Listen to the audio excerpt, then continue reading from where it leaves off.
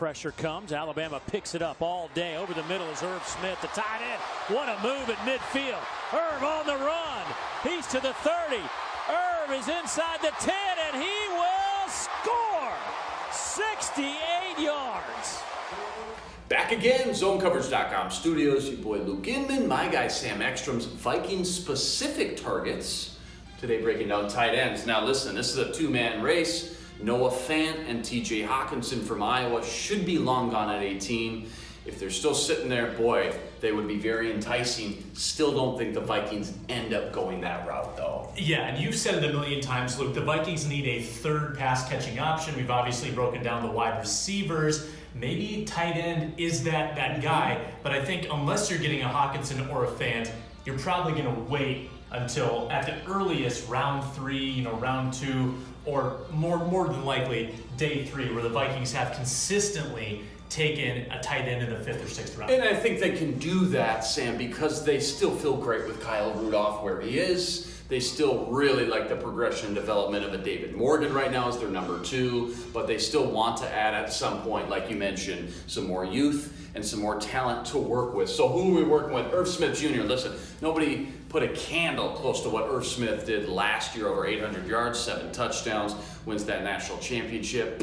He's gone. 20 years old. Remember David Njoku when he came out from Miami? Tons of athleticism, big ball of clay to work with, and only 20 years old. Well, now 2-3 years into Njoku's career, he's already starting to flourish. I see a lot of Irv Smith Jr. kind of having the same path. Might not blow up year 1, but I'm telling you, this guy could be a great tight end for a long time. Jay Sternberger, what do you remember about him? Sternberger is interesting because he comes from the Big 12, and the Vikings don't necessarily love Big 12 prospects. They've only taken 2 in the Zimmer-Spielman era. But Sternberger moved over from Kansas, went to Texas A&M via transfer, had done nothing with the Jayhawks, explodes with the Aggies, over 800 yards, 10 touchdowns, big body. He went to the Vikings' top 30 visits, so we know they've got their eye on him. Sternberger, kind of a one-year wonder. Maybe he can build on that as a professional. You know, what reminds me of Sternberger as far as just a big ball of clay,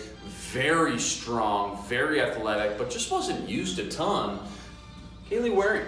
I think this guy probably has the biggest arrow pointing up than maybe any other prospect in the draft. This guy is storming up the boards right now. Again, was hardly used in what capacity he should have, but great blocker and tons of potential, tons of length, athleticism, quickness off the snap to work with. I really like this guy, and I think even though not many people have heard about him, I think he ends up going the top 100 picks. And I mentioned big body earlier with Sternberger. How about Zach Gentry down here at the bottom?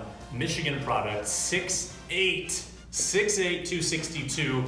Not very fast moving. If you want a mobile tight end, he's not going to give you that, one of the slower 40 times, but had a nice productive 2018. Actually, a very good yards per route run, pretty good down the field. Nice analytical tight end, despite the big frame, which you'd think maybe would slow him down a little bit, but it didn't seem to hurt him too much on the field. Gentry, kind of a wild card, the 6'8" behemoth. Just to round out, Dawson Knox back on day 2, should be another top 100 pick. Wasn't utilized. Too many mouths to feed in that Ole Miss offense with DK Metcalf, A.J. Brown, DeMarcus Lodge. Dawson Knox didn't have a ton of production, but you see the potential. You see the ball of clay to work with. I think Dawson Knox is going to be intriguing for somebody as a pass-catching weapon. Opposite of him, you got big Foster Moreau from LSU, big, powerful, inline blocker. You see the potential in the passing game, but if you're looking for that Red Ellison, remember back in the day, Red Ellison coming from USC, 4th round. I see a lot of Foster Moreau, again, game and Red Ellison is going to start as that bruising, physical, smash mouth blocker as you try to continue to mold him in the passing game. A little limited as far as athleticism, but again, we're talking about day 3 kind of tight ends. Really would like any one of these options for the Vikings. We've got Vikings-specific analysis at every position on this Zone Coverage Draft Guide page. Check them all out. He's Luke. I'm Sam.